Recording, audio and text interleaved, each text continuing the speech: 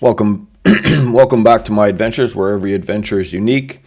Today we'll be discussing part 7 on my Tour du Mont Blanc, my experience, risk, and rewards. Lessons learned: the good, the bad, and yes, the ugly. I was new to high alpine hiking over multiple days in the French Alps and getting used to European hiking culture in general. Previous camping adventures certainly helped. I was better prepared, I think, than some people, but still there's some adaptation needed if I intend to go again. Increased self-reliance, especially for weather and navigation, I think were two areas that were really missing in my repertoire. The overall grade, I would say the experience was 11 out of 10. It exceeded what I expected or was anticipating. My gear, I think, performed admirably. The only item that I had that I thought underperformed was the platypus welter filter, but everything else, I think I brought just enough gear and I had the right gear. The quality was good. I didn't have any gear failures in the field other than the platypus. So I was really actually quite pleased with my gear, but that's really been it's not my first adventure. Like I say, previous camping I've done, I had quite a bit of experience on what type of gear to take, and it is high alpine hiking in mountain regions with lots of weather variability, quite extreme. You don't need to get, I think, expedition or expert level gear, the most expensive gear on the market, but you really got to get better than just your average gear. You really need to have something that's good quality. Yes, it's not cheap, but there is good value out there if you shop for it. As I showed with my tent, you're basically getting a high-end performance tent at a budget cost. It's probably the best value tent on the market. I think for if you're doing solo hiking in alpine region, I think it's going to withstand anything nature can throw at it. It's a little bit heavy, but like I said before, rather than going ultralight, go with the body fit and get your body in shape. Lose some weight if you have excess weight, and don't obsess so much over your pack weight in general. If you're obsessed over 500 grams, you're going to sort of as the tour approaches the end, you should not really be feeling your pack weight as much. It's simply you've gotten acclimatized to it, and you're strong enough to carry it. So I wouldn't be so obsessed with your pack weight when you can get value like that. I mean, I certainly could have spent 1,000 pounds and got a 500 gram or a 1 kilogram lighter tent, but that to be honest with you probably doesn't have nearly half the performance that my tent had. So that's one thing, but go for good quality, and you can get decent value in gear. So don't try to save money on your gear is basically what I'm saying, at the expense of you could, like, I did see people in really flimsy, like, cheap tents in high downpour rain conditions, and you could tell they were getting wet inside, and now you're wet, you're cold. It's just miserable to hike like that. You hike and then you undo your tent and it's wet.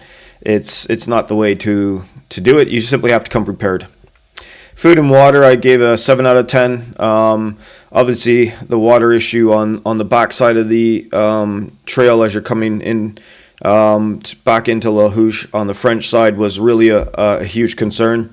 Food, I should have been better prepared with some, at least a couple of freeze-dried packages available, especially when I was doing variants that bypassed, stores and services that I would have otherwise, had I gone the low route, I would have passed and been able to stock up. When I was bypassing those variants with high routes, the oat route, it left me short on food on several occasions, and then I had to rely, unfortunately, sometimes on refugio food, which tended to be overpriced and underperformed. The quality wasn't the best, so I think I would improve my game here on the food and the water next time. Clothing, I think I got it right. And again, that was from my previous camping experiences. I think I had the right gear, and I had the right number of items to cover the wide temperature ranges. I never felt, either extremely hot or extremely cold. I was always in the comfort zone.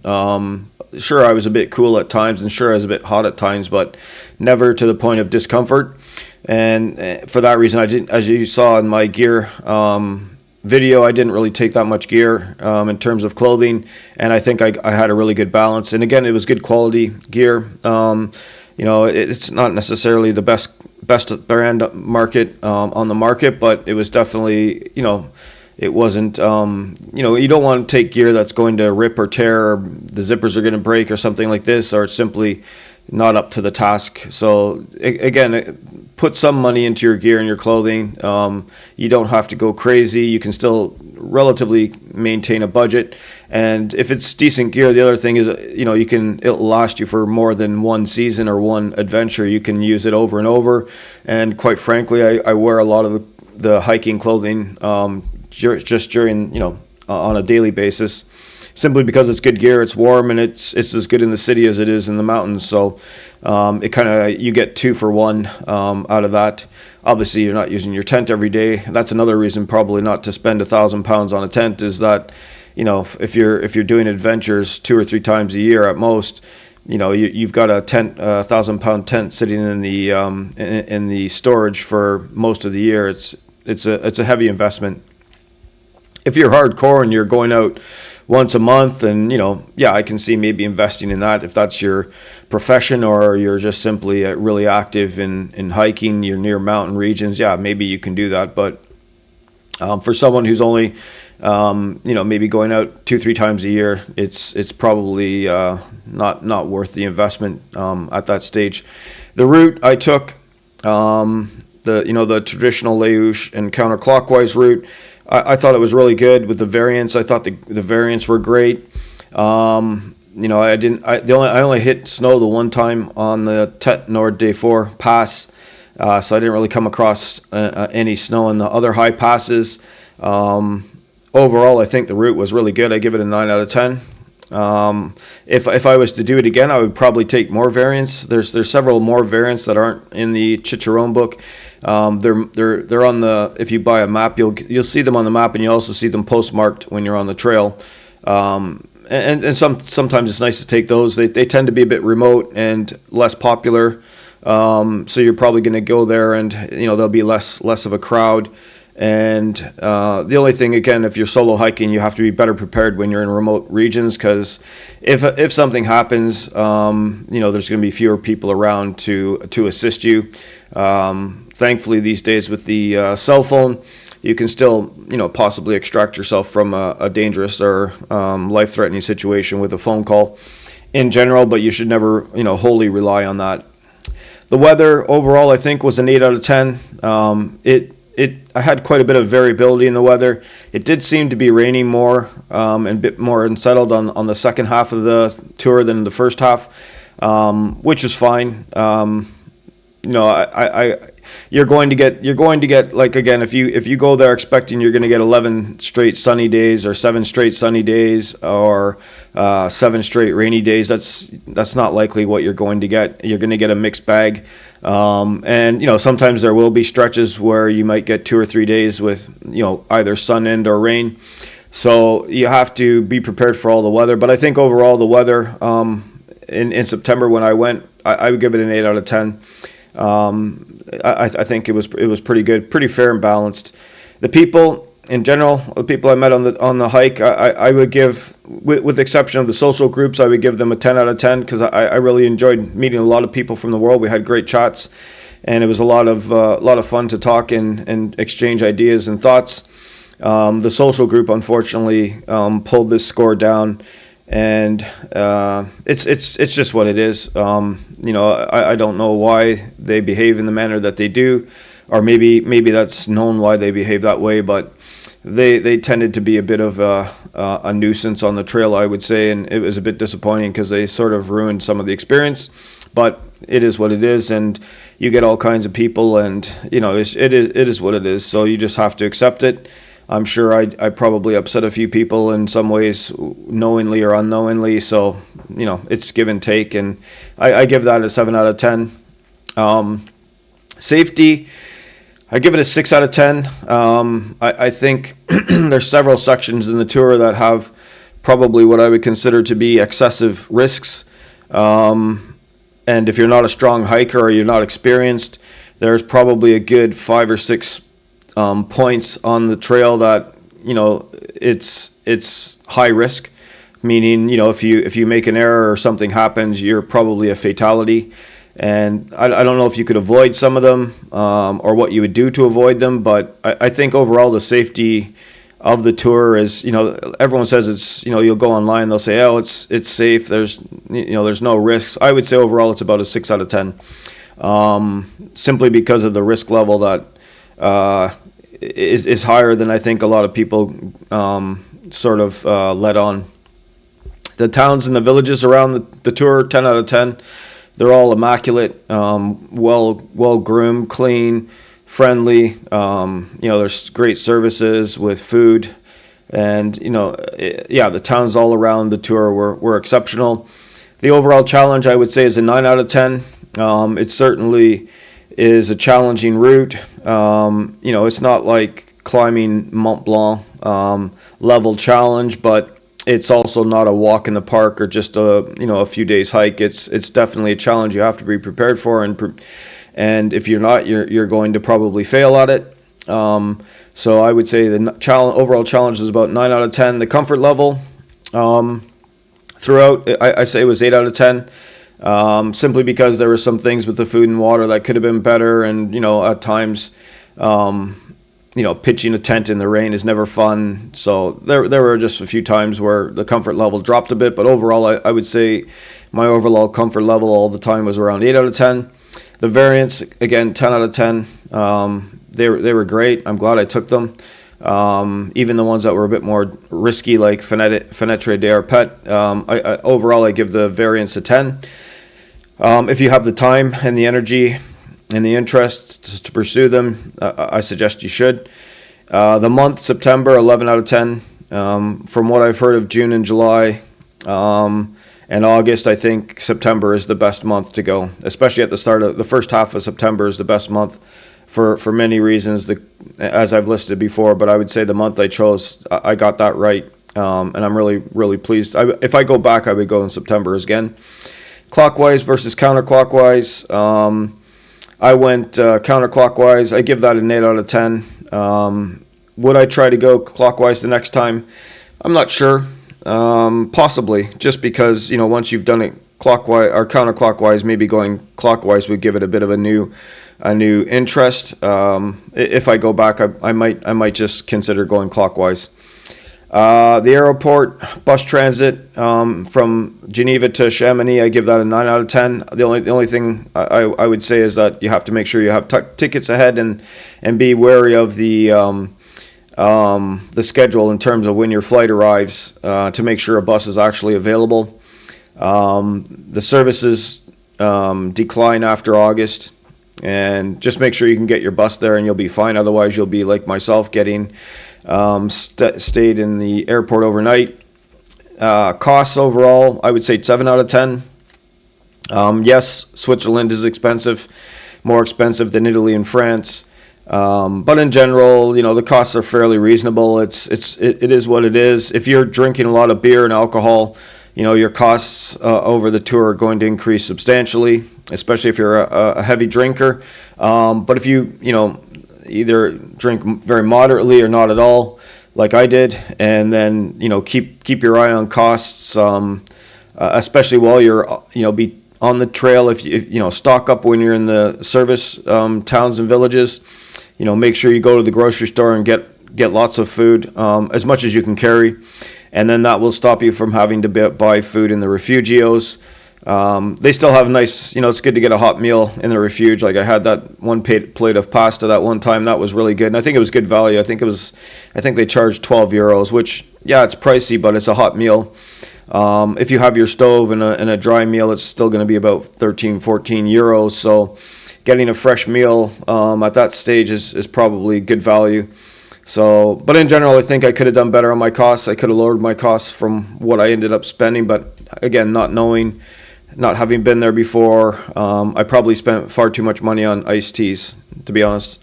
At 450 euro for a can, I spent too much money on the iced teas, but they tasted good.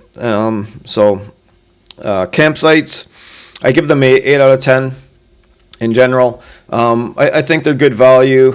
If you want to save some money, you can bypass them and probably find a nearby stealth camp just as well.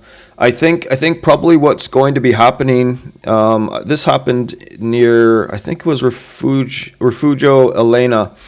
There was a drone on the trail, and as I left Refugio Elena, I think for the first 500 meters or maybe a kilometer, there was a drone flying along the trail. You could hear it.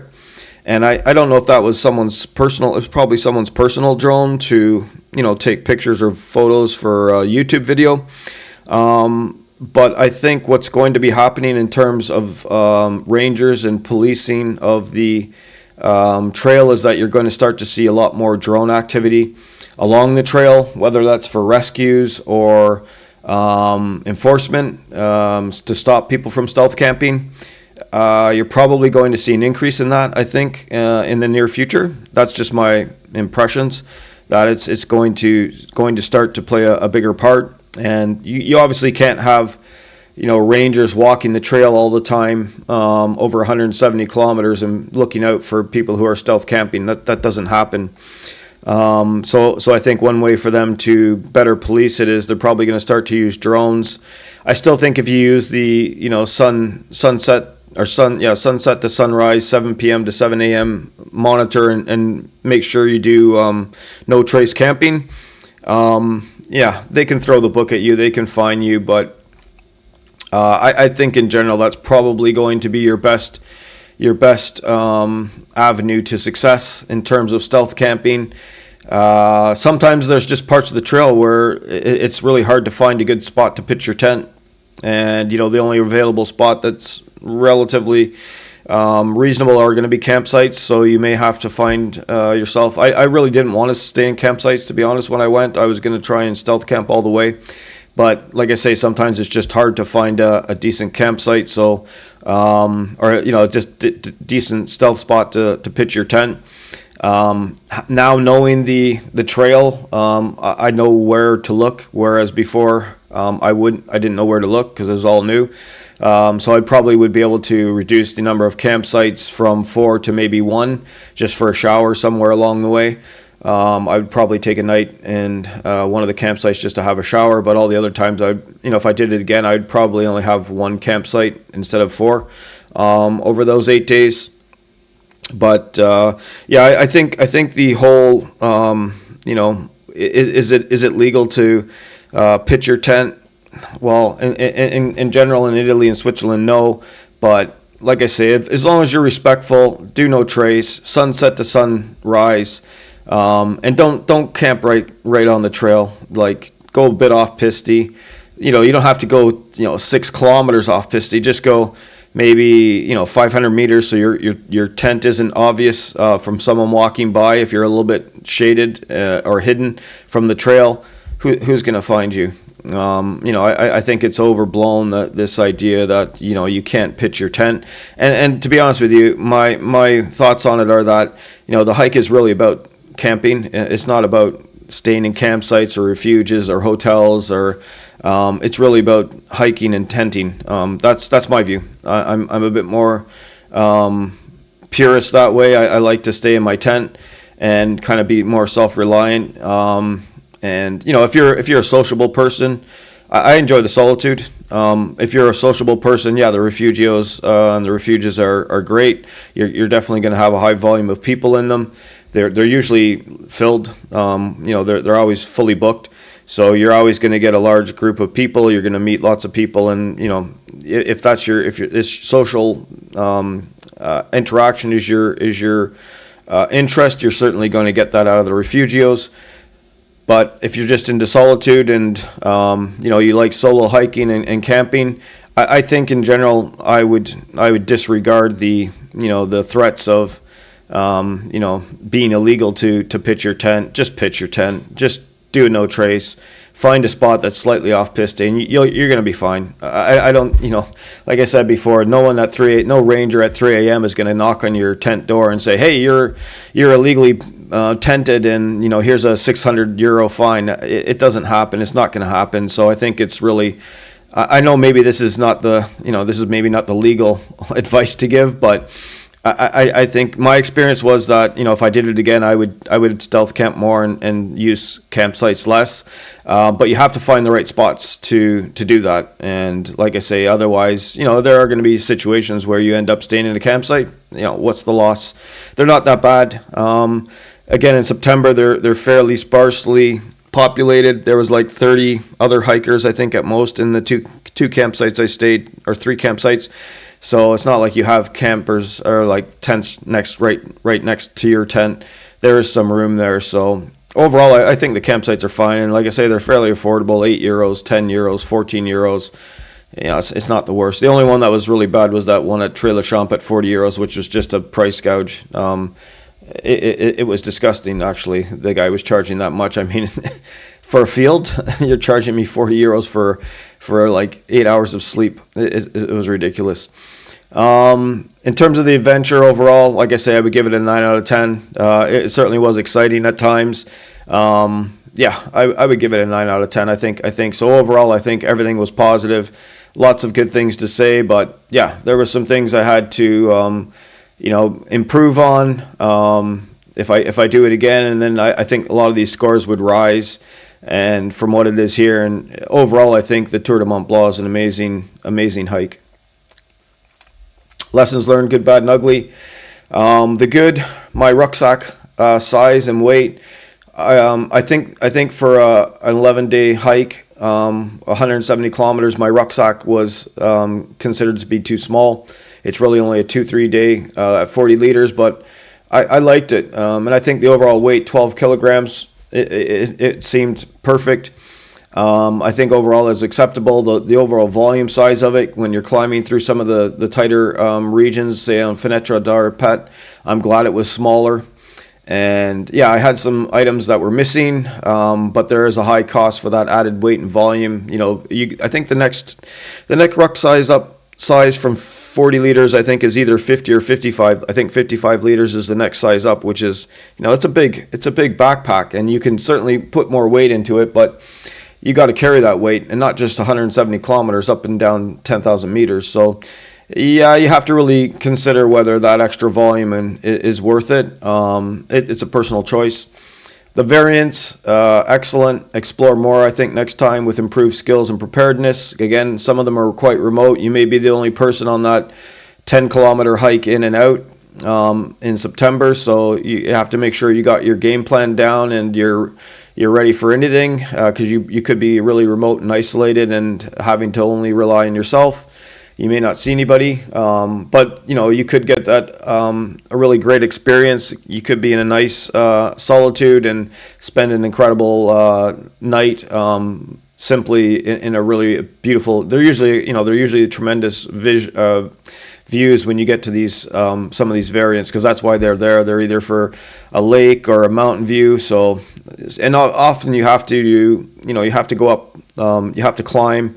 And then you have to descend. I think there's a few variants that they list that are really super challenging in terms of you need to be a really experienced hiker, because the trail is really demanding. I think I saw one like that in Lac Combal. And so, look through the variants if you've done the tour or you want to do the tour, and try to maybe locate ones that are of interest to you. Outside of the Chicharron guidebook, there are others. Study your map. Try to get a map. That's another thing I probably should have done, was get a map before I went instead of getting it while I was there, and really study your maps and the route you want to take, and try. I like the flexibility, though. I never really knew where I was going. I sort of decided on the fly. But it is nice to sort of at least have an idea what's there, and whether you decide to take it, you can decide at the time. But it would be good to know what's there before you actually go. Tent camping, again, stealth above 2,500 meters. I think this is overblown.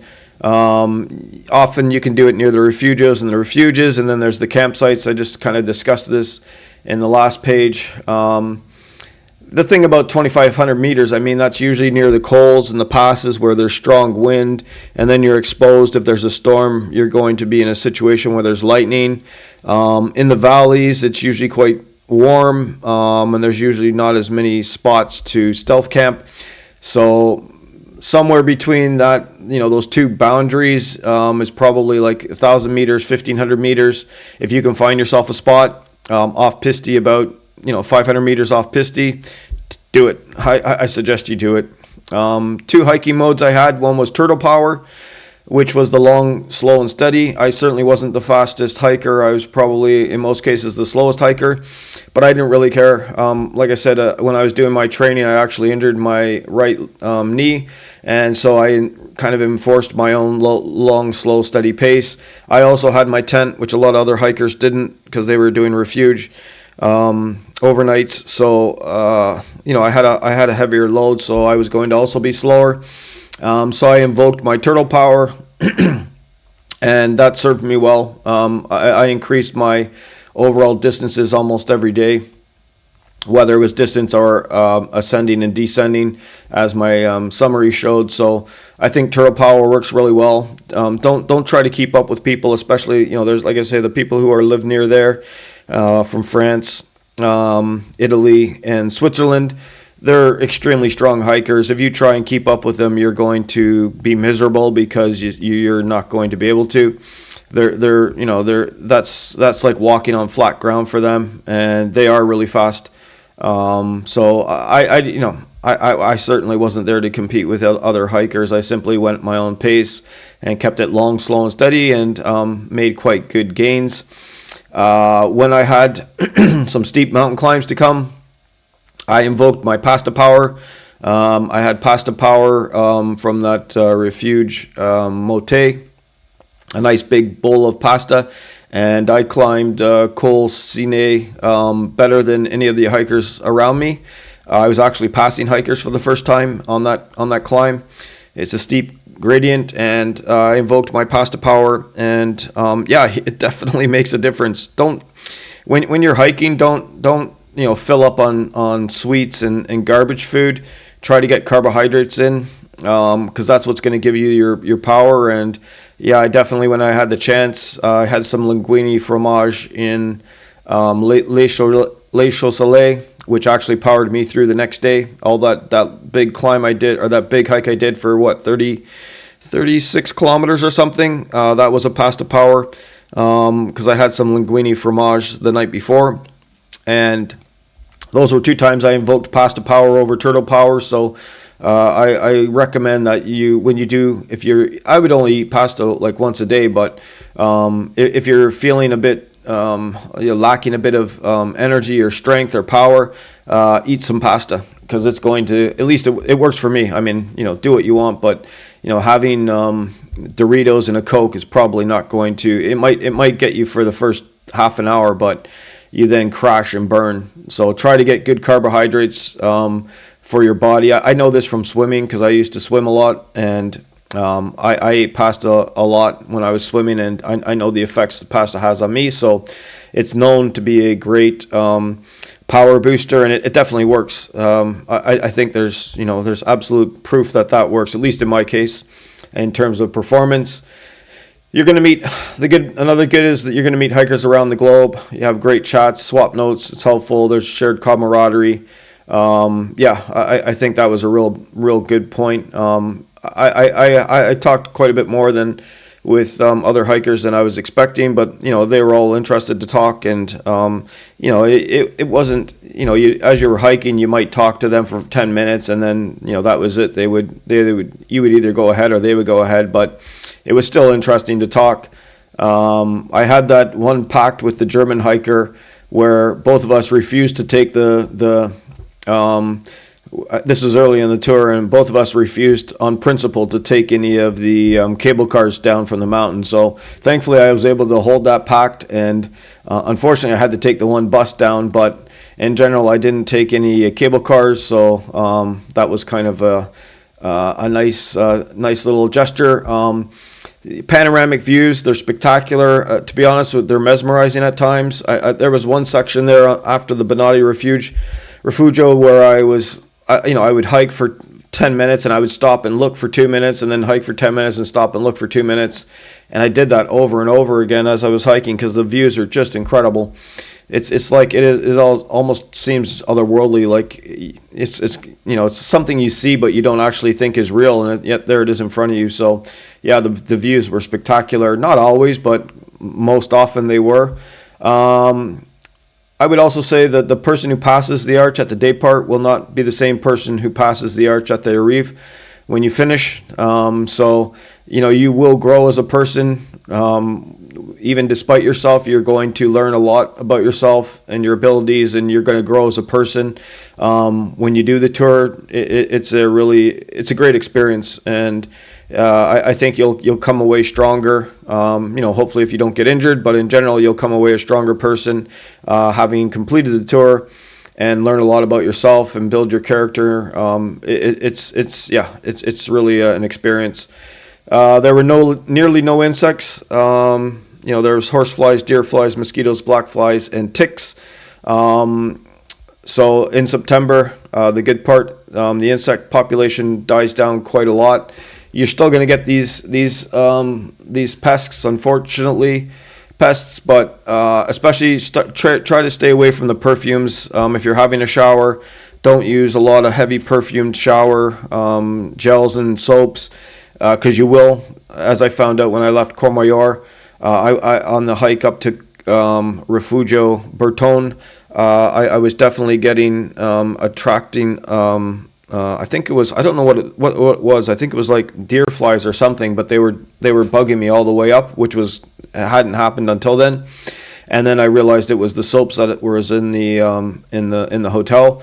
So avoid that. Obviously, don't put any perfumes on. I know, it's not pleasant to stink and have other people smell you stinking, but if you want to keep your population of insects away, keep away from any perfumes in your soaps or on your body in general. And you'll have to unfortunately smell a little bit, but that's the price you pay to.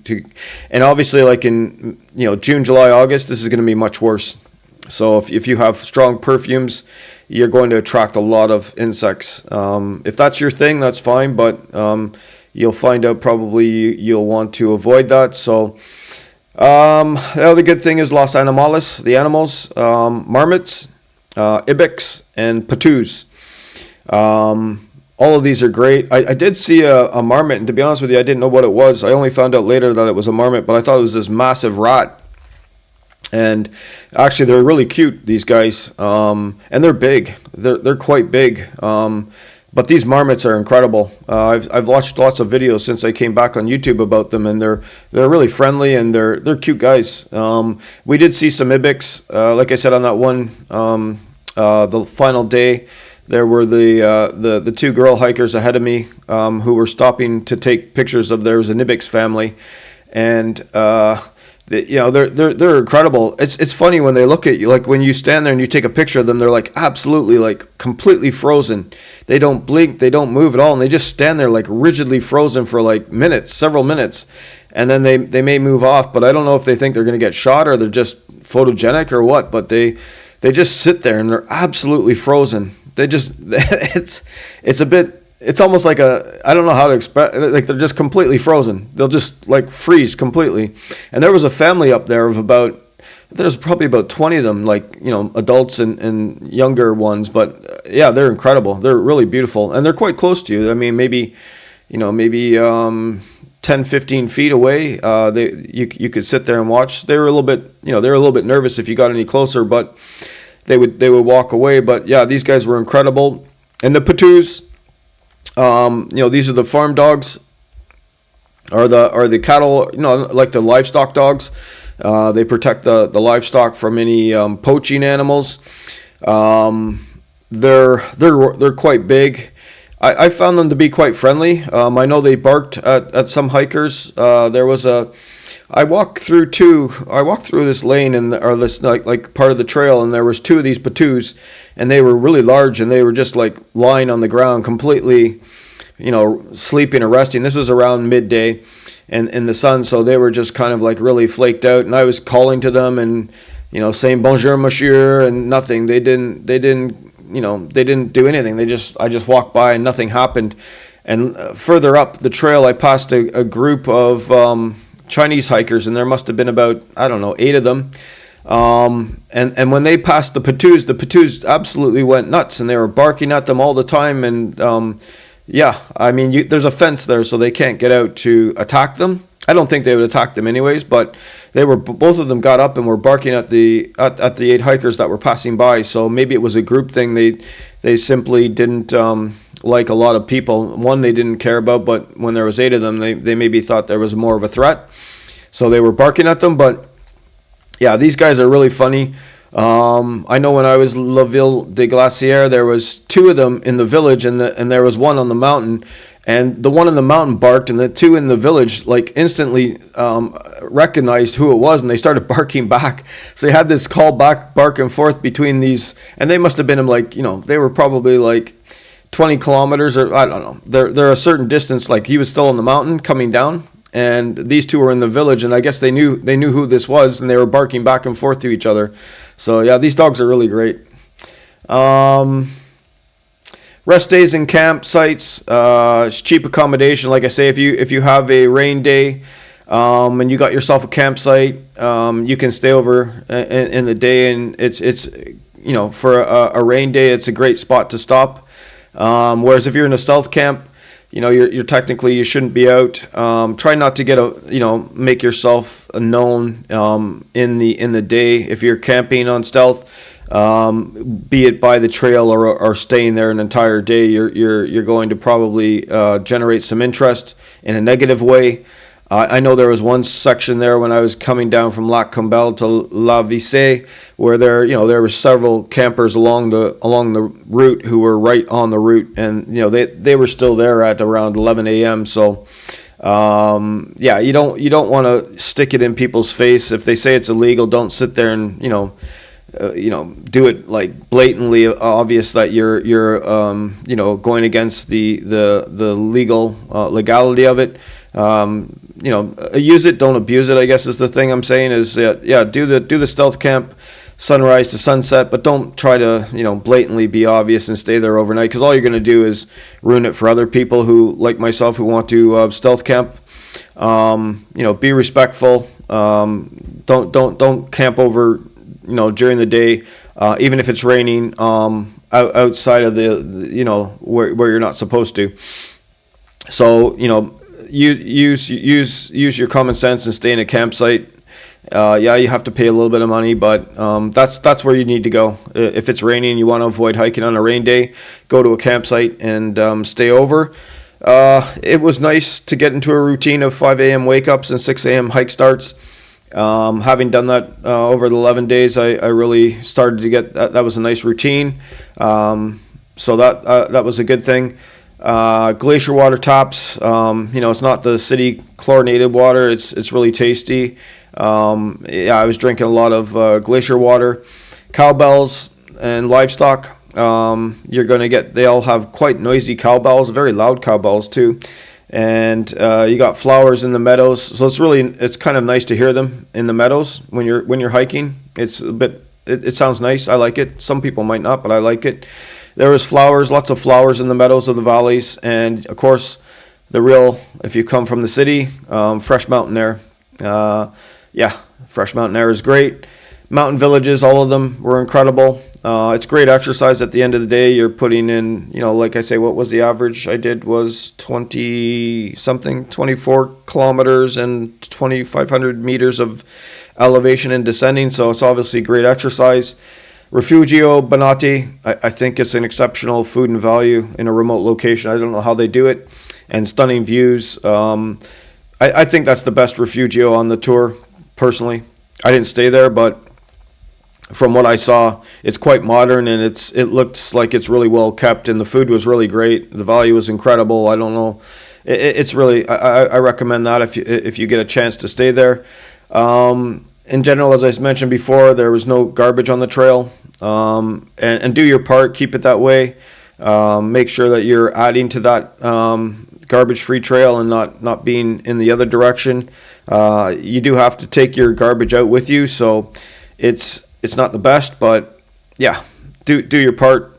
Keep the trail garbage-free, because it really does make a difference. When you start seeing garbage on the trail, it definitely is. It's not a great sight. Climbers who were hiking, I got to meet a few climbers. One was from Argentina and the other one was from Italy. They were a pair, and they had intended to do the Matterhorn in the next 2 or 3 years. So they were sort of building up their strength and repertoire, and they were just doing the tour because they hadn't done it before. So they possibly may be looking at Mont Blanc in the future. But yeah, it was great to talk to climbers. I seemed to get along with them quite well, more so I would say than the hikers. I got along better with climbers, but in general, I enjoyed speaking with both groups, but I tended to have really good conversation with the climbers. I'm not a climber, but I've read a lot of climbing books, Mount Everest K2 and the Mont Blanc region. So maybe that's why I enjoyed talking with them, because we had something in common that way. Obviously the boulangeries and the patisseries, great food. What can you say? So that was the good. The bad: navigation, Gaia GPS. I should have had it. I didn't. I did get it, but I still didn't really know how to use it. The good thing about Gaia GPS is that it's you don't need a Wi-Fi signal. So you download some maps of the region you intend to hike to, and then you simply upload those maps, and it helps navigate you through there. So if I go back, I definitely have to up my game and get this ready and working. Mountain weather patterns. The storm intensity is far higher. There's a lot of variability by time and location, and getting a weather app is something I didn't do, but I should have done. I was going to do this earlier, and I'm going to read a bit of on Walter Bonatti's The Mountains of My Life. He's got a section here, and I'm just going to read a passage just to give you an idea of, like, Bonatti was hiking in the Mont Blanc Massif all his life, and so he was really familiar with it. And I think maybe some people are thinking I'm exaggerating the weather systems there and thinking that, it's because you're not used to it. Bonatti, like I said, he'd hiked there all his life, and so he was really familiar with the weather systems. I'm just going to read you a passage from his books, The Mountains of My Life. It's on page 202, and he was caught in a storm, and he said, lightning was playing on the Valais Mountains in the east. The storm had broken there. It looked like a black squid spreading across the sky with reddish flares growing in it. When the bad weather comes from Monte Rosa, the old Mont Blanc guide says the storms will be violent but short. The very high gray clouds that herald this storm now covered the entire western horizon and merged with the Dauphin Mountains. There was no hope of improvement. We had to get out as soon as possible. He then goes on to say, we mastered the final 100 feet of easy rock almost at a run. The air was suddenly filled with strange noises, which we understood only when a sharp tingling sensation ran right through our bodies. Lightning, we shouted in unison, throwing away our ice axes and scuttling madly down the easy rock slope we had just climbed. We were terrified and disoriented, but pulled out our rubberized sleeping sacks to insulate ourselves from the electric charges gathering around us. Thunderclaps echoed all around us. What a terrible situation we had landed ourselves in. We were on one of the longest ridges of Mont Blanc at a height of more than 14,600 feet. And although we were now almost at the top, we were held up by lightning and storm. We could not go on, nor could we stay too long where we were. After a while, we put the sleeping sacks back in our rucksacks, but we dared not touch our ice axes because they were still vibrating from the electricity in the air. In the end, we gingerly picked them up and started climbing again. We thought it too dangerous to go on along the ridge, so we moved over onto the steep southwest slope. Luckily for us, the snow was not yet deep enough to make the huge slope dangerous. And then just the last part here, he discusses the air was so saturated with electricity that it crackled. Sharp tingles ran through our bodies, and it seemed as if an invisible hand was pulling our hair where it was not protected by our caps. It was a torment more mental than physical. Little bluish flames of St. Elmo's fire appeared fleetingly and mingled with the glare of lightning flickering menacingly through the darkening sky. We were scared stiff and crouched down in the snow, which covered us and transformed us into tiny outcrops on the slope. So there's an experienced mountain climber in the Mont Blanc Massif describing what a storm is like. And I before I earlier said that, you know, the storms there are quite terrifying. This guy's been there all his life, and he's still saying they're terrifying. So take them seriously, because you're going to need to. Hiking in rain or thunderstorms is a hard effort. When you do hike in the rain, and you're kind of robbed of all the scenery, so plus the increased risk with the trail being wet, it's all a negative. So you really do want to avoid hiking in the rain or thunderstorms as much as you can. That's why when, you know, a lot of people go there and try to complete it in 7 days, come hell or high water, you're going to get some thunderstorms. And, you know, if you're forced to hike through them, you know, your risk is increasing, and you have to ask yourself, you know, is it worth it? You know, you can say I hiked the Tour du Mont Blanc, but the risks you took were really high. So I would suggest, if you've only got 7 days, which a lot of people tend to do half the tour. Don't try and do all of it. Give yourself a couple days rest in rain days, and do half the tour, whether it's the lower side or the higher side. I think you'll come away enjoying the experience, instead of trying to, you know, rush from post to pillar to post and simply mark off a bucket, and you don't see anything. I mean, so many people who were hiking had their head down, and all they were doing was looking at the trail, which you need to do, because you've got to hike carefully, but they never stopped to look at the scenery. So I don't know, you know, to each their own, but you know, I think the reason I went was to see the scenes. I didn't go there just to have a race around the tour and say I checked that off in the bucket list. It was I wanted to see the scenery. So like I say, I think if you have 7 days, regardless, unless you're a really strong hiker, I would say do half the tour, you know, and then go back another year and do the other half that you missed. But I think trying to do the tour in 7 days, a lot of people do try to do that. I don't think it's a good idea, quite frankly. I think your risk is really high. You're not going to enjoy it. You're probably going to have to hike through thunderstorms and rain. Your risk level is going to be, you know, through the roof. It's not worth it. You're going to possibly get injured because you're not experienced enough.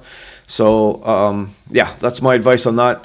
The refuges and the refugios, quite frankly, I didn't hear a lot of hikers who were staying there saying they enjoyed it that much. I think there's low cost value ratio, meaning you're spending, it's quite expensive, and I don't think, you know, a lot of people came away feeling that they had great value, simply because it almost was just a board to sleep on with a roof over your head. Obviously they have showers and stuff, and you know, like there's hot food nearby, but it's still quite expensive comparatively. You know, they're overcrowded because they're always fully booked. And then you're basically on a fixed schedule over whatever days you've chosen, and so you have zero flexibility. You know, often the rooms are mixed dorm. I know the one in I think it's Refugio. What was it? Was it Mote or Elena? It's basically a converted cowshed. And I'm not joking. It was a converted cowshed. So, you know, a cowshed is usually very long and narrow. And what they do is they have stalls for the cows. So they bring the cows and they milk the cows. They put all the cows in the stalls and then they milk them. And so what they did is they converted it into a dormitory. And they basically just put some wood structures up and plywood on top. And then, you know, created like places to sleep. So basically the cows were replaced by the hikers. And so it's an open dormitory, and you know, if anyone's snoring, which unfortunately happens too often, and it drives me crazy, you know, you're going to lose your sleep. Even, you know, you're not going to get much sleep when someone's snoring nearby. So, and in a room of maybe, I think in that place there was probably about, I don't know, maybe 60 hikers. You're probably going to get at least 10 who are going to snore throughout the night, maybe more. And so you're basically not going to get any sleep is what I'm saying. So I'm not a real fan of them. I don't think the only one I would look to do, and it's still going to have these problems, would be the Bonatti one, just because But in general, I think there's a lot of downside to the refugios. I'm not saying they're bad. I'm just saying they're not for me. And then the breakfast buffet, food quality and cost. I think overall it's not great value, and I don't think the food's as good as a lot of people seem to make out in the YouTube videos. I mean, I'm sure that quality of food is there, but it's probably the higher end food. If you're doing it on a budget, this is probably not the way to go. Ticks. I know I talked to one person. They didn't seem to know what ticks are. These are ticks. You can see them here. They come in different sizes and shapes. This is a person's finger, as you can see. So they're very stealth-like insects, and what they do is they basically chew through your skin and bore into your body. And then if they have the disease of Lyme disease, it basically transmits Lyme disease to you. And so Lyme disease, if you read about Lyme disease, you'll find out how debilitating it can be, and it's a long-term thing. So these guys could burrow into your body unknown. Let's say they burrow into the back of your leg or your back or someplace else on your body that you can't detect easily. And then, a year or two later, you start getting some really strange symptoms. And then 5 years later, things get worse, and 10 years. And what it is Lyme disease. So you want to read about that and be aware of it. You're going to get these in the wooded areas where there's dense vegetation in the low valleys. Less so in the, like there's a tree line. Every time you go up the mountains, there's a tree line where you get past a certain elevation and no trees grow and it's simply rock. But in the lower valley regions, especially off piste, if you're trying to pitch your tent off piste in this dense wooded vegetation, as you go in and out and pitch your tent, you may encounter some ticks. Things to try to avoid. They're difficult to spot, as you can see.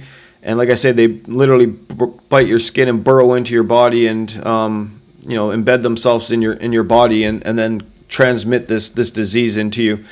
The people I talked to, they didn't seem to know about it, so I'm just passing that on as a thing to look into and be aware of. And then if you catch one of these in your body, they usually go head first. So they have really sharp pincers here, and they usually get their head embedded into you. And so what you do is you panic and you grab them by the body and you pull the body off.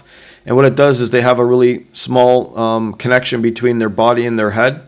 And so what happens is the head stays inside. You pull out the body and you think you got rid of them, but actually the head is still in your body and burrowing deeper and transmitting the disease. So the way to get these out of you is you actually have to take a lighter and put it near your skin and allow them to actually, the heat will allow them to back out. They'll actually pull themselves out if it's too hot.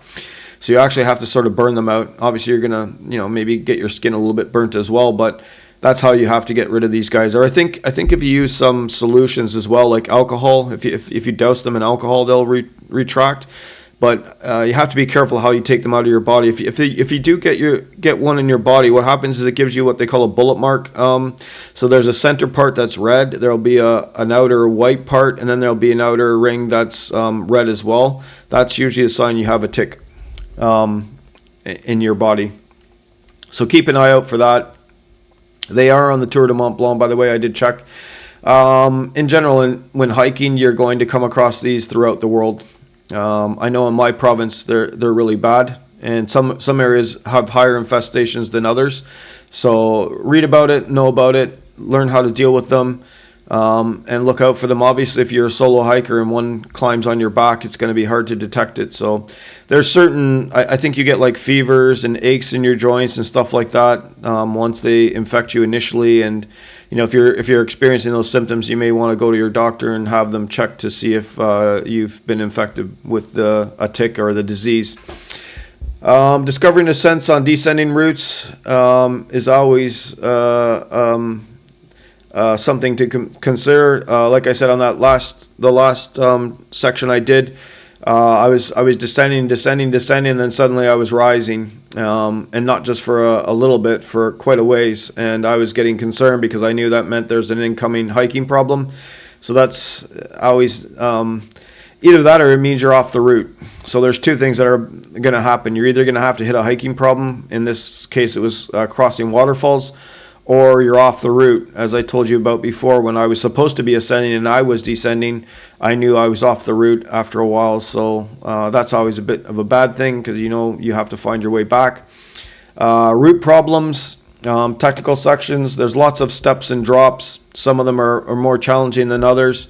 The risk level, I think, goes from moderate to high. You really have to slow down, take your time, plot yourself a good route, one you feel comfortable with, not just the one that everyone else is taking, because usually it gets well worn and it becomes a higher risk each time. So, take your time when you come across a route problem that has to be solved on how you want to do it. Spend some time, go slow. It's not a race, and make sure you get through it clear without any injuries. As you saw with my two falls, I had both of them were through root problems. One of them, both of them came at through a root problem that wasn't solved properly. Campsites located far off piste. The official campsites, especially in Italy, are like, they're ridiculous. I think there's the one section there, and they tend to all be bunched up. So, there's if you go on to the Chicharron book, you'll see what I mean. There's like 4 campsites, but they're all in the exact same. They're all within like a kilometer of each other, and then there's nothing for like 40 kilometers, and then you'll come across another bunch, and they'll all be within like half a kilometer of each other, 4 of them, and then there's nothing. So they're not spread out. So if you wanted to stop at the 20 kilometer mark, or you were forced to because of rain or something, you can't do that because there's nothing there. So which leads you back to my stealth camping argument. And like I say, I think in general the overall tour does not have enough either campsites, if that's where they want to force people to camp. There's simply too few of them. They're too sparsely populated on the Tour du Mont Blanc. I think they've done a bad job. They seem to want to force people into the refugios for obvious reasons, but I think the organizers should do a better job by providing more campsites for people who are on a budget and don't want to stay in the refugios. But that's my opinion. The Tour du Mont Blanc trail markers at all trail forks, it wasn't always clear. I probably came across at least half a dozen of them that were, they were misleading. You couldn't really tell which one was the right way to go. I ended up taking I basically, picked one, and it was the correct one in each time. But I could have gone the other direction quite as easily too, and not known. So I think sometimes the trail markers are really, and sometimes they don't agree with the Chicharron book. Like I said before, they're saying 3 directions, but none of them are on the Chicharron book, so you don't know which one is in the direction that you're looking for. So they're good, but they could be better. And there seemed to always be, like when it was really obvious that you were on the trail, and the direction you were going was, it was really obvious. They seemed to have a marker, and then when there was a trail fork where they really needed one, they didn't. So it wasn't the best. It was good, but it wasn't great. It wasn't certainly completely obvious and, without some controversy. So I'll just say that much. The Swiss markers, I don't think they indicated the distance to the location, whereas the ones in France, they always said, okay, you're heading towards Col Grand Ferret, it's 1 hour and 30 minutes, or it's 45 minutes or whatever. So it gave you an indication that you were getting closer. I think the Swiss markers basically said, Col Grand Ferret this way, and that was it. They didn't tell you whether it was a half-hour walk, 8 hours walk, which is a little bit, I think they could have done a better job on that. Ankle rolls, if you have low-cut shoes and you're sort of the experienced and under hiker, meaning novice, intermediate, beginner, and you don't have alpine hiking, I think you're going to roll your ankle. It's almost an inevitable injury. And I think 90% of the trail requires careful stepping to avoid that. So your chances of making, let's say, I think the rough calc I did was 200,000 steps over the trail, and if 90% of them are requiring caution and care, that's 180,000 steps you have to make, and it only takes one to roll your ankle. So your chances of injuring yourself without adequate footwear which I say is an ankle, a mid ankle boot, is high, and your chances of doing that are really high. There's lots of loose rocks. Yeah, so I think that's another bad. Trail safety. Yeah, they've got a lot of like wooden steps in some sections that are steep. They've got chains bolted to the rock face. They've got the ladders, as I mentioned, and they've got these bars that are bolted to the mountains. A lot of it, especially like some of the steps, were really well worn, and possibly more dangerous than not having them. I mean, when they're new, they're probably good, but a lot of them are well worn and they're starting to break away. And so they're embedded in the mud, and they're slippery at times. And if you slip on one, you're probably slipping down all of them. The chains, I'm not sure these are great because they tend to be very loose. So you're hanging onto the chain, they're usually quite big and bulky too.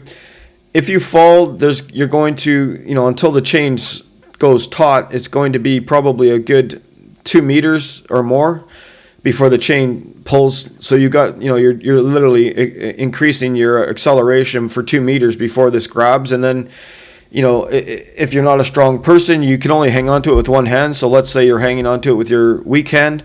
In my case, my left. And now you've got an extra 12 kilograms of, weight on your body with the backpack.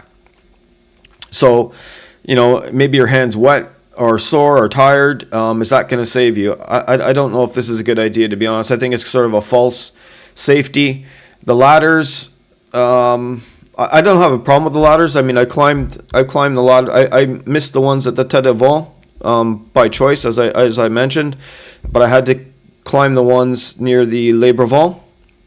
I don't have a problem with climbing the ladders. The problem I have is with too many hikers around who are knocking things down on you. And even Cicerone makes this comment in his book. And if Cicerone's mentioning it, it happens. He knows about it as a problem. So that's the problem I have with ladders. And the bars, again, I think the bars are sort of like the chains. If there's nothing there, okay, you have to free climb, which is even more, it's worse than this. But if you fall and you have your hand on the bar, is that really going to stop you from falling? Probably better than the chains, because the chains have that slack until it pulls tight. It doesn't really stop you, whereas the bar, your legs slip out from you, but you don't really fall six meters before it pulls tight. It's constant. So probably the bars are better than the chains, but they're obviously harder to install. So yeah, the trail safety it's good, but I don't think it's great. And I think it could be better, but obviously it's costly to do. Chatty social group hikers on descents, because the descents are where you're more likely to get injured, I think, on the descents than the ascents. Having people around you who are talking is similar to writing an exam when you've got lots of people talking. It destroys your concentration. It's harder to concentrate in general, and you basically are concentrating so you don't trip on rocks and fall to your death. So I think if you're an experienced hiker and you're comfortable and you want to have a great conversation, think about the other people who aren't and are trying to concentrate. And if you're talking loud, and usually that's what happens, they talk loud and constantly, it's really hard. Makes it harder for other people to concentrate. So I found this to be a bit of a problem more than once. Another problem with these social group hikers that I found, night hiking is another bad thing. Unfortunately, it was necessity at times, and I would probably, if I did it again, I would get improved headlamp capability for night hiking. Pitching and breaking your tent in a heavy downpour and rainstorm is never fun. In both cases, your gear's getting wet and your rucksack's wet, and you're having to carry that. Or sleep in a wet environment. It's never fun, but sometimes it's unavoidable. That time I went to Champay-Lac, it was raining quite heavily, and I had to pitch my tent. Thankfully, I never had to break my tent in the rain. There was that one time in Lac Cabell where there was a bit of a small window. It didn't stop, but it slowed down enough at least that I didn't have to break tent in a heavy downpour. Night bus transport, Geneva Airport to Chamonix. The schedule is quite limited at times, especially at night, so there's not many alternatives. The train possibly, but you could find yourself getting stuck in Geneva Airport. So I think that could be better. They know that's a popular destination. I don't know why they don't have a better. I mean, it's good as it is now, but they know planes are landing at night. So if you have planes landing till 10 or 11 o'clock at night, why would you stop the bus service at 8? It doesn't make sense. I mean, everyone who arrives after 8 o'clock is going to be stuck in the airport. Maybe that's beneficial to Geneva hotel services, but I mean, again, the government doesn't seem to have enough forethought in this and realize that, yeah, people are coming later at night and they need a bus. So they should provide the service as far as I'm concerned. Geneva Airport food costs, absolutely insane. Don't make sure you get food before you arrive in Switzerland airport, because if you have to stay overnight and buy food, I think it was like 17 euros for a very small bun with a little piece of cheese on it. They just absolutely price gouge you. There, if you wait till the morning, there is where because the airport and the train station are connected, and there's a huge food court in the bus section where the prices are more reasonable. There's even a shopping store there, like for groceries. But in the airport itself, the costs are just they're criminal. They're basically a price gouge. They're criminal, the prices there. Because they know you have no alternative. So time, I would say a minimum of 10 days to complete the Tour du Mont Blanc if you're really looking to do it reasonably. And I would say that's 8 hiking days and giving yourself a storm day and a rest day. So you got 8 plus 1 plus 1 is 10. If you want to do it in 7, like I say, I would strongly recommend you only do half of it instead of trying to blitz it. You're probably going to fall short. You're probably going to have a miserable time. You could get injured, and you probably won't complete it. I think the people who try to do it in 7 days are doing a lot of bus transfers over La Foulie section, and then also they'd probably drop out at Chamonix and just take a bus to Les Houches instead of doing the final. So you're going to have to bypass several sections. And you could say, well, that's fine. I want to see the great sections, not the poor sections. It's up to you. Again, everybody has their choice to make. And then sunburn. Make sure your body is well covered. You will get bad sunburn if you're hiking during the day, and even unless you're covered, bathing yourself in sun lotion all the time. The ugly, the overall risk, the thunderstorms and the trail. At times, I think it's too high. I had 3 near ankle sprains, 1 wrenched knee, and the 2 injury falls. I think on myself, I think for me this is too much. If I do the tour again, I have to avoid this, because if you're solo hiking, you can't rely on others to bail you out. So you have to avoid, in particular this one, but also this one. In this case, the gear stopped me. In this one, the injuries weren't that bad. I did wrench my knee once, my left knee on a slight twisted section. But overall, I think for me it was too high. There was too many occurrences here. I would have to, if I do it again, I'd have to reduce this to near zero. A criminal lack of tap water when hiking from Tré-le-Champ to Les Houches. Over 25 kilometers. I think it's inexcusable. I think the French government really is at a fault here for not making sure there's tap water, because there is everywhere else. That's the insane thing. Everywhere else on the tour, you can go and get some tap water. It's just this last section here, and maybe that's why a lot of people aren't hiking it. There's just no tap water, drinkable tap water. How? I don't know. Why? I don't know. Refugios and refuge dependency. I grant I'm not a fan of them.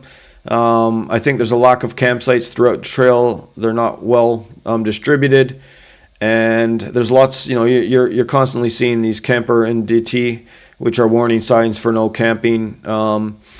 I think the aesthetics, the essence of the tour is camping. I don't think it's refuges and hotels, and I think it's camping. So they're obviously making a move to get rid of it and not have anyone camp anywhere. And maybe at one point 30 years ago or 20 years ago, people were leaving garbage and burning, like having fires and leaving refuse behind. Yeah, I can understand why they clamped down on it really hard, but I think most hikers or people who are using tents these days know the no trace mantra quite well. And sunset to sunrise, Yeah, I think they could do a better job here in general. All the governments, France, Italy, and Switzerland, and allowing this to occur without this legal threats. They always tell you in the refuges that it's illegal to pitch your tent. They warn you about this every time you see them, which that's the party line. But I think the experience of the Tour du Mont Blanc is meant for tents. It's not meant for refuges in general. They're great to have at times, but I think the essence of hiking is camping.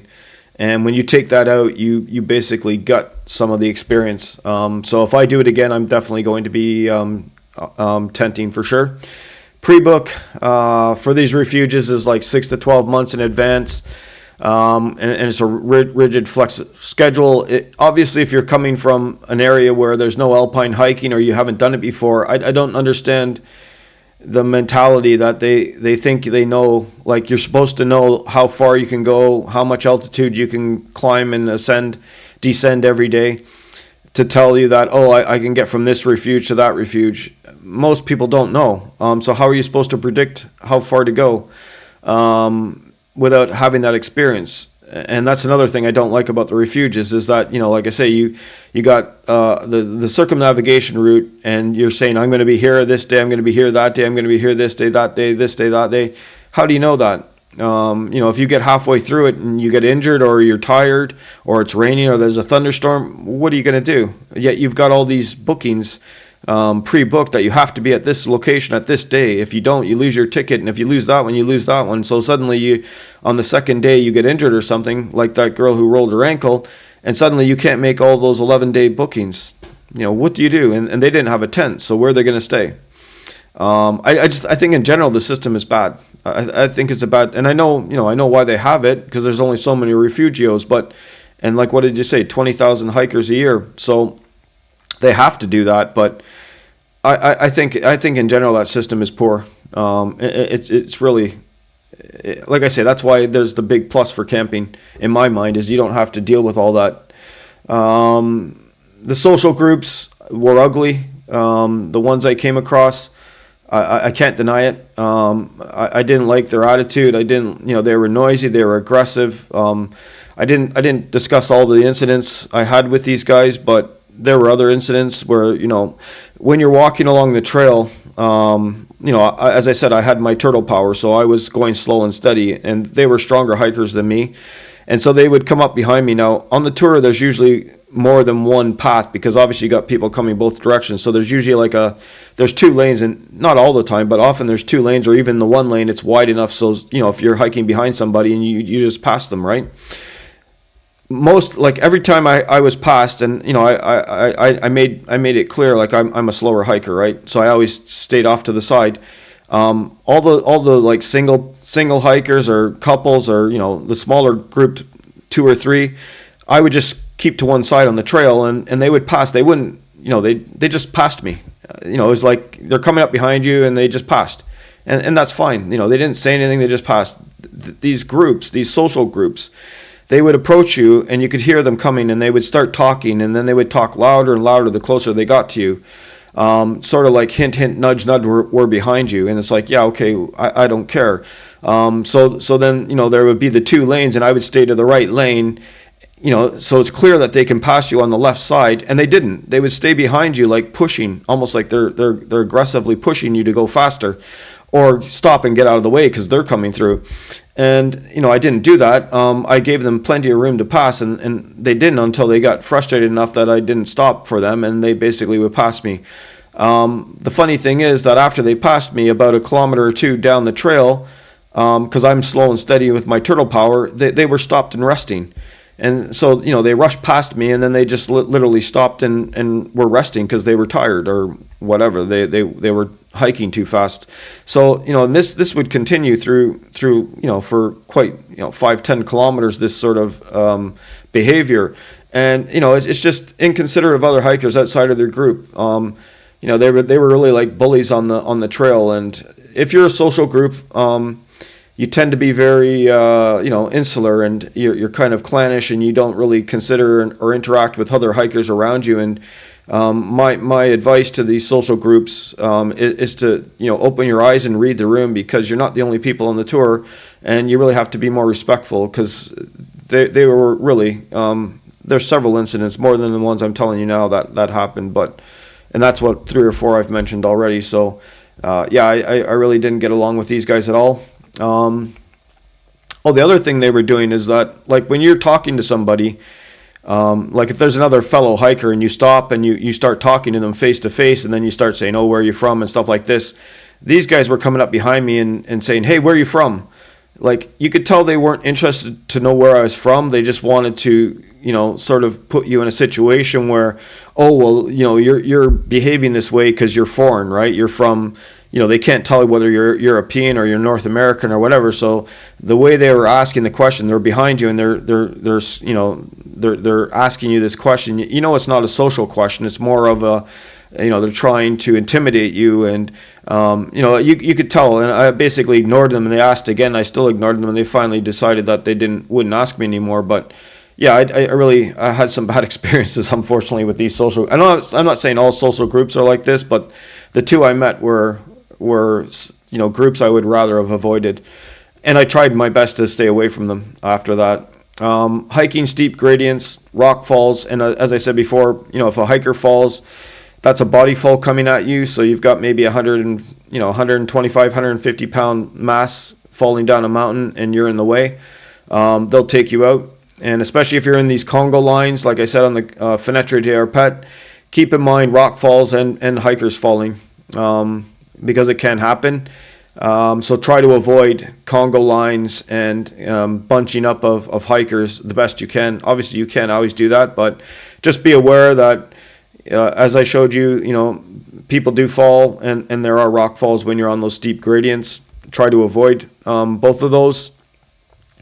Non-potable water taps, it's really distressing when you're thirsty, as I was, and then to finally find a water tap, and then it has this non-potable water. It's like, why even have these stupid taps? Like, what are you doing, washing your car up in the mountains? I don't know why they have them at all, and they're so deflating to find them. So I think at times, and another hiker mentioned this, that they almost force people to purchase water at the refuges. Maybe it's a money-making scheme, I'm not sure, but not having public water taps was definitely ugly. The other thing, like in my province in Canada, they have on all the tour, like any of the hiking trails, when you go to the trailhead, there's a registry. So you're supposed to sign your name and the date. And everyone who goes to the trailhead and starts the trail, they're supposed to sign their name and date. So, and then when you come out, when you finish the tour, there's another registry where you can again sign your name and date. So, you started on the 10th of October, and then you sign out and you said, I completed on the 17th of October. So if there's any people missing, they can always go to the registry. They can look it up, and they said, yep, he definitely started the tour on the 10th, and we don't see him signing out. Now, sometimes obviously people won't sign in and won't sign out, but if it's for your own safety, it's a good thing to do. That it makes it easier for search and rescue to find somebody if they know you started the tour and you didn't finish it. They've got 20,000 people each year, so I can appreciate it's difficult to have a paper and pen registry, but I think there should be something instituted. I think there was what did they say, 230 missing people every year, and to be honest with you, I think those records are not adequate or accurate. I don't think they know. They got 20,000 people doing that tour every year, and how many actually go missing? And how many people, like let's say someone, I don't know how accurate those numbers are, is what I'm saying. And I think the governments in Italy, France, and Switzerland need to do a better job because of the popularity of that tour, to monitor who's on the trail. Did they start the trail? Did they finish the trail? It could be all digital too.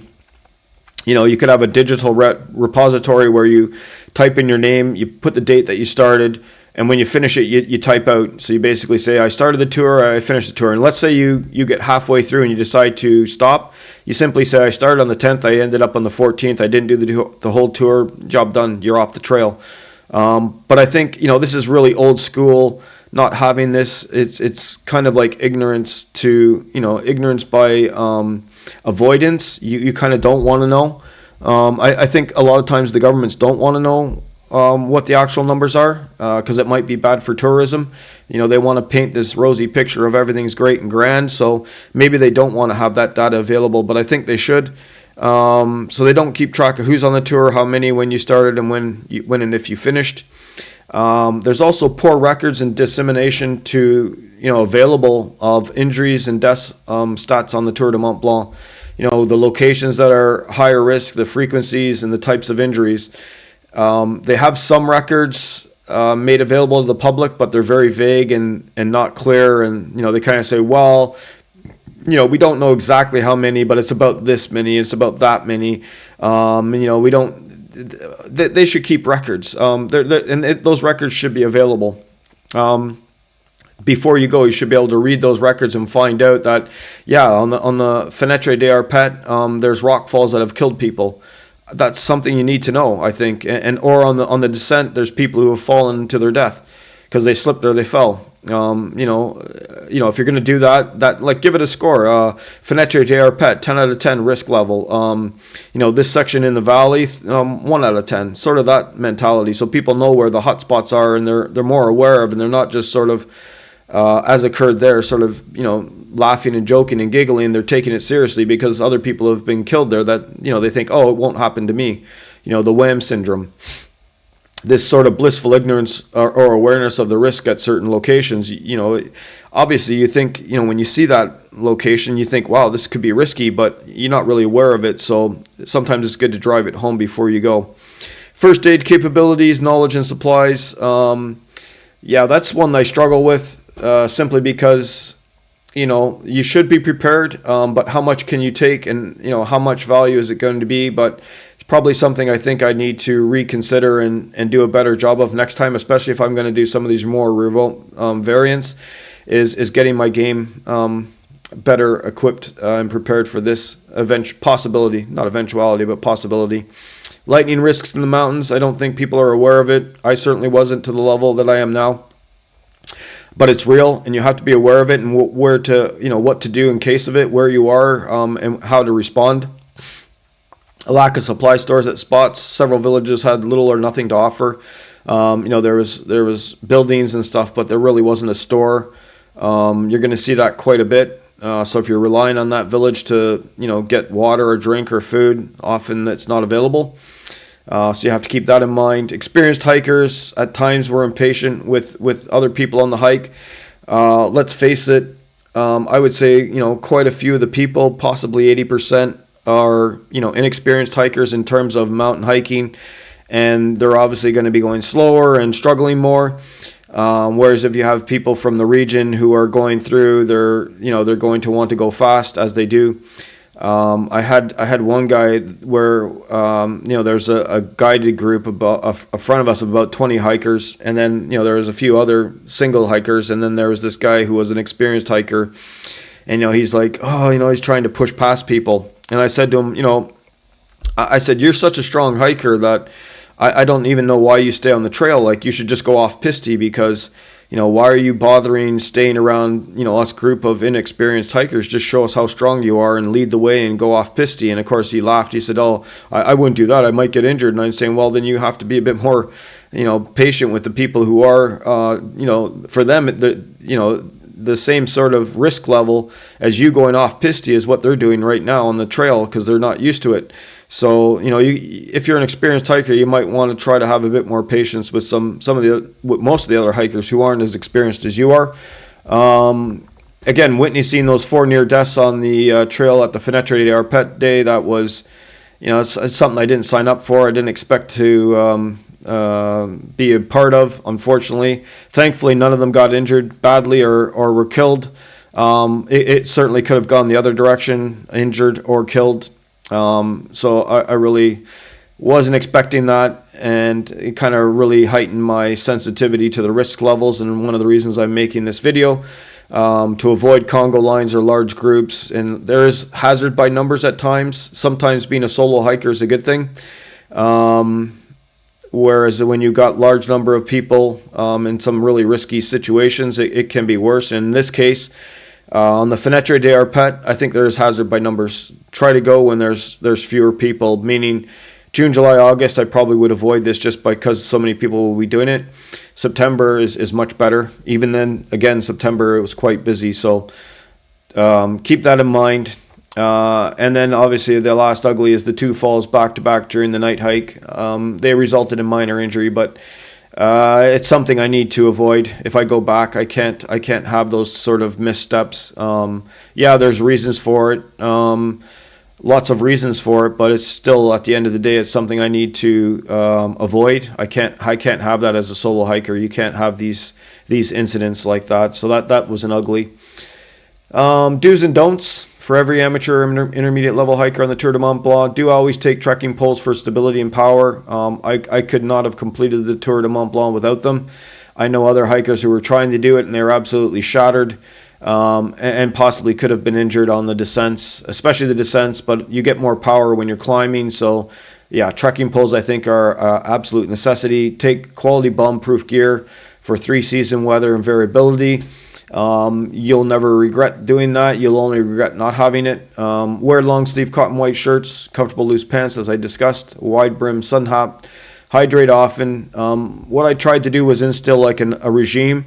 Even set an alarm once every hour or so. Take a sip of water and take a bit of food on board. Maybe once every 2 hours, depending on the frequency that is comfortable for you.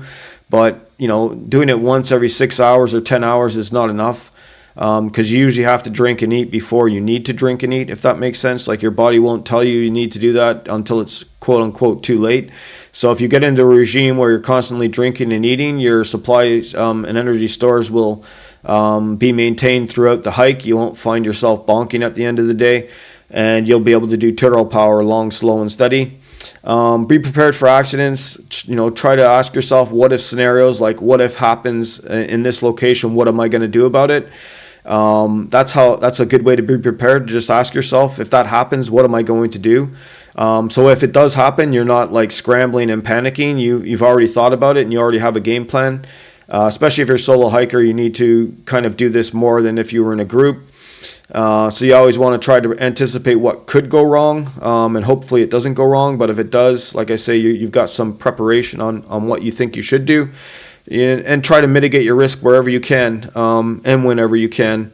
As a solo hiker, you have to slow down when there's difficult situations and not say, well, if I fall here, the other 5 people in the group will take care of me. You're going to be on your own. So you have to try to constantly be looking for, have that forethought to think, the risk is high here. I have to slow down. I shouldn't take this route. I should take that route.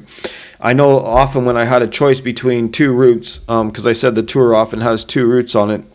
And if there was the low route that was closer to the edge of the drop, and then there was a high route that may have been more difficult, but it was away from the drop, I took the high route. It was harder to go through the high route, and I'm talking just on the trail. I'm not talking the haute routes in general. I'm talking like, you're coming along the trail and there's 2 paths on the trail. One is right near the edge, which is easy, and then there's a harder route that's away from the edge. Take the harder route, because if you do fall, you're not going to fall off the edge, where if you fall on the low route, the low path, you're going to fall off the edge. So, those are the kind of considerations that you have to keep in mind, and I'm just using that in general. So remove yourself from high-risk circumstances, rain, stormy days, thunderstorms. Make it a rest day. You can't control the weather, but you can control whether you're in it. Wear mid-ankle hiking boots with Vibram soles.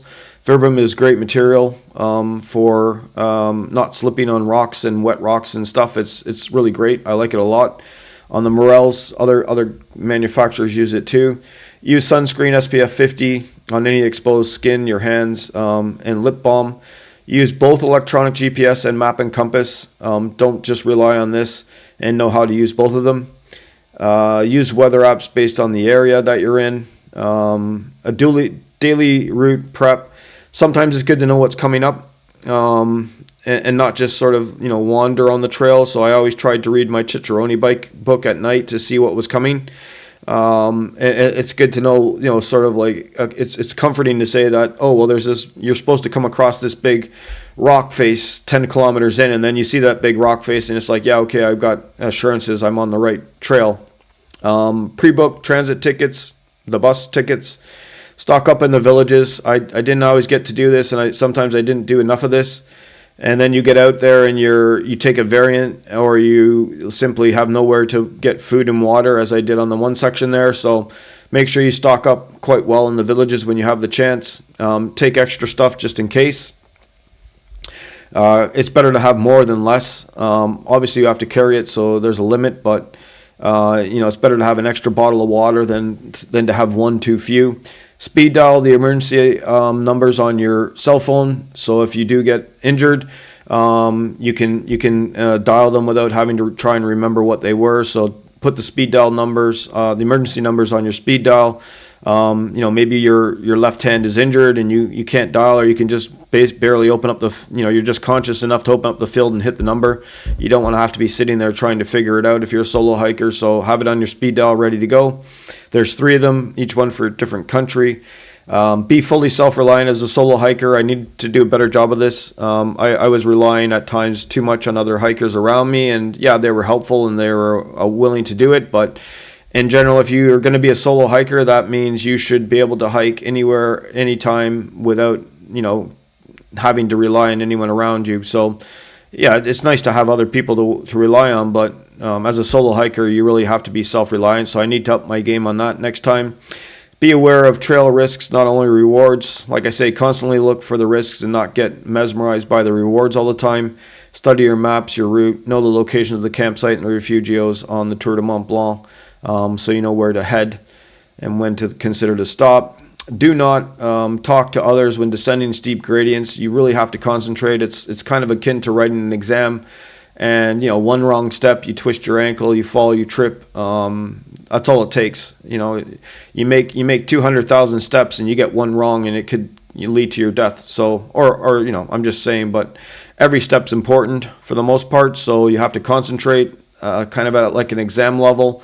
And if you're talking to others, every time I slipped on a descent, I was talking to somebody. And so I correlated that with just that slight amount of lack of concentration led to that. So I would suggest don't talk to anybody when you're descending. Don't talk loudly and constantly around other hikers who are descending. If you're an experienced hiker or otherwise, they're trying to concentrate. And if you're talking, it's like, talking while someone's writing an exam.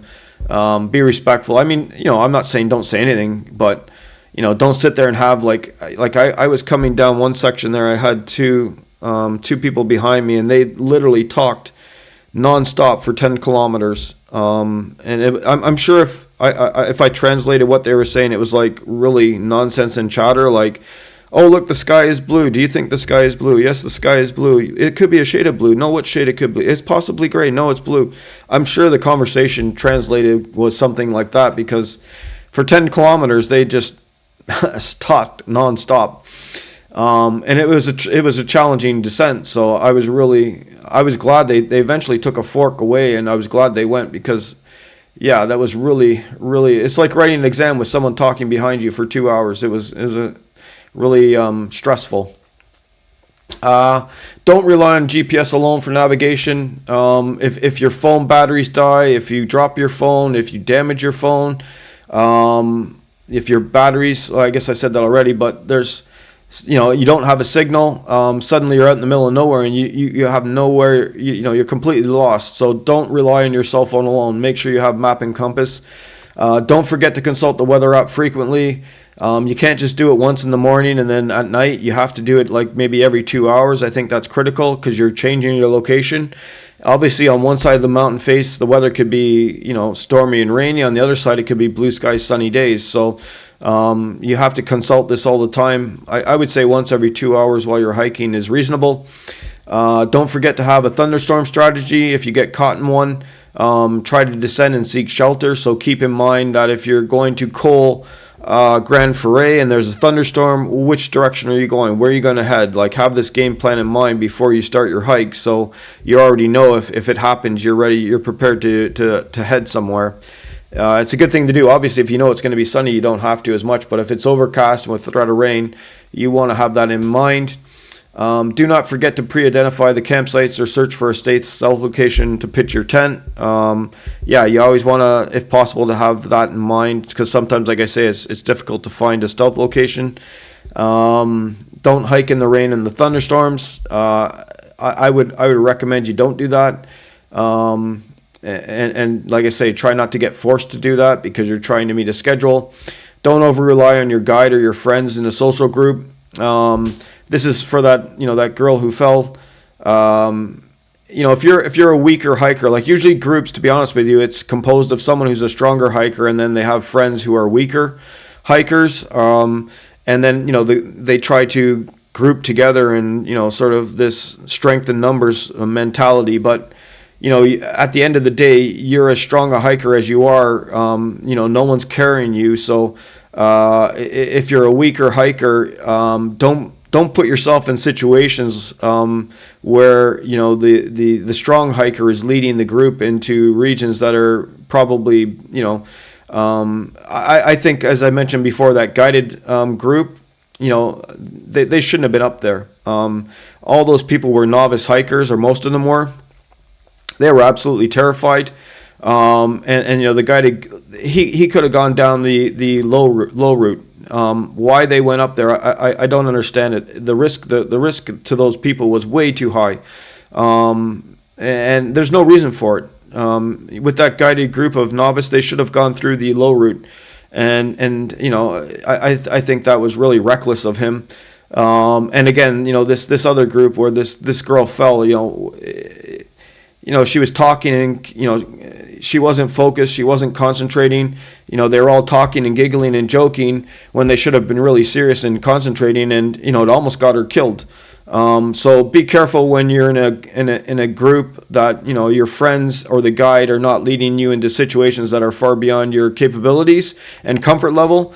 Don't just rely on them saving you or rescuing you, because, at the end of the day, you have to be aware of the dangers and the risks out there and try to avoid them whenever you can. And if it means you're not going to be part of the social group, well, maybe that's the decision you have to make for your own survival. Don't discount age as a big factor in hiking the Tour du Mont Blanc. There's hikers who are 70 years old. They've been hiking throughout their lives, and they'll walk, like spades around me. They'll hike my pants off. I understand that. Most people, however, in the 60s, especially the 60 plus age group, they probably shouldn't be out there. They're too frail. They don't have the flexibility or the power or the strength to be hiking the trail. And I saw a lot of them out there, and it's just really risky. I would say you really need to think twice if you're in this age group, whether or not you should hike the Tour du Mont Blanc, especially if you don't have a lifetime of hiking experience and strength in your body. I would suggest don't go. I think the risk is way too high for you. So I would keep that in mind. Even people like 50 to 60 are probably in this same group. I saw lots of older people trying to go through the tour, and there was one woman. Her daughter had, it was the daughter-mother situation, and the mother was quite elderly, and the daughter had gone ahead of the mother. And I actually stopped and had a chat with the mother, and she was absolutely terrified, and she was completely shattered. Her daughter was basically dragging her through the tour, and her mother was like, you could tell on her face and her voice that she wanted to be anywhere else but on the tour. And I really felt bad for her, because she was miserable, she was suffering, she was literally suffering, and her daughter was dragging her through it. And she was older. I don't know what her age was, but it was just, she shouldn't have been there. And her chances of being injured or risking injury was much higher in that condition, because she was obviously tired, she was exhausted, she was suffering, mentally, physically. If I'm sure if I could have wandered a magic wand and put her in Paris or Courmayeur or Chamonix in a heartbeat. She would have gladly taken it. So that's just a situation. So again, I think, this is not really a hike for older people. You really should be younger, in the younger age bracket, unless you have a lifetime of hiking experience. I would suggest you don't go. It's too risky, and I think you're gonna suffer and be miserable. And I would definitely not recommend you to do it. I wouldn't bring the dog. Several hikers brought Fido. Some of them are great. Other ones weren't. Especially if the dog is territorial. In the one campground, Air de Bivouac, one of the hikers had a smaller dog, and everyone who passed near the tent, the dog was barking at them, and at night it was growling at some imaginary objects. So you heard this dog growling all night. And, it's not fair to the other hikers that they have to have this dog barking at them. And to be honest with you, the dog was relieving itself on people's tents. So you can imagine having to pack your tent up with dog urine on your tent, and then putting it in your rucksack, and then having to carry that through the tour. It's just the other thing that they were actually bringing the dog into the room where the breakfast was, and the dog's sitting right at the table, sort of drooling, and it's not pleasant. I like dogs a lot. I'm a real dog fan, but there's a time and a place, and I'm surprised they do as well. Like, the dogs can actually do the tour quite well. They're quite skilled at it, but I really think it's. Some dogs, yes. Some dogs, no. And then you have to, as an owner, you have to be much more considerate of the other hikers. Like this is inexcusable in the lunch rooms and that. It's inexcusable. And having the dog bark at people. I mean, I didn't go there to get barked at or possibly bitten by some dog who's territorial around your tent. I think that's a bit of a problem. Do not pitch your tent near bodies of water or tall isolated trees, mountain ridges, caves, summits. These are things you have to be aware of. I mean, they're the place you want to pitch your tent because the views are great, but they're also the most high risk for lightning strikes and gusts of wind as well. So strong gusts of wind, so you have to be careful where you pitch your tent. Do not hike with metal objects on or near your body in a thunderstorm. Again, it could be attracted to that with the electrical discharge. Bonatti basically threw his ice axe away when the storm was near. Do not discount high altitude effects. Now they say that at the tour heights of slightly less than 3,000, like 2,500 to 3,000 meters, they say that altitude effects are not present.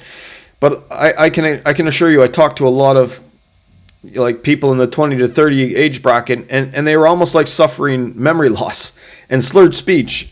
It was almost, I was making jokes at times because I said to them, "What's your name?" And I was kind of pretending to be them, and I'm going because they were stuff that they knew. It was something they remembered, but they were struggling to remember it. Or you'd ask them, where were you yesterday? And they're like, "Oh, I was at the Col de la," there was. So I think there is some altitude effects, even though it's slight. But I think there seemed to be some, people were struggling to speak or remember things. And maybe it was just minor, but I think there may be some altitude effects. And obviously stuff like breathlessness, if you're not used to altitude hiking, it's still 3,000 meters. It's 10,000 feet.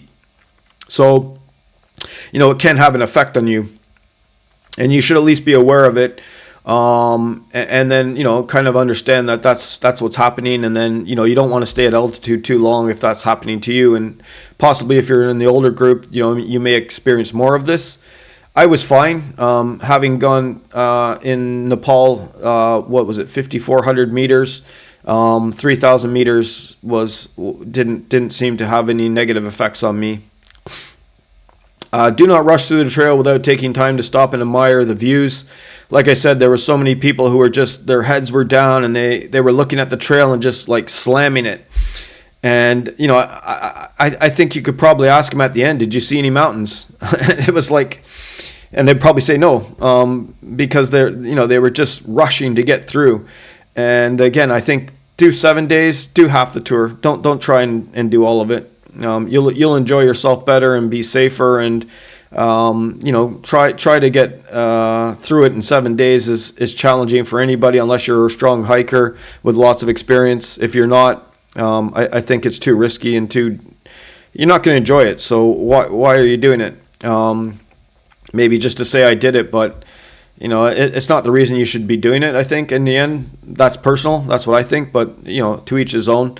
Do not carry a large volume heavy rucksack. These 55-liter things. When you're going through some of the routes, if you're planning on doing the Fenêtre d'Arpet, you don't want a huge, big volume rucksack that can get entangled in some of the rocks or hitting and bumping the rocks when you have to crouch down and sort of navigate rock boulder systems.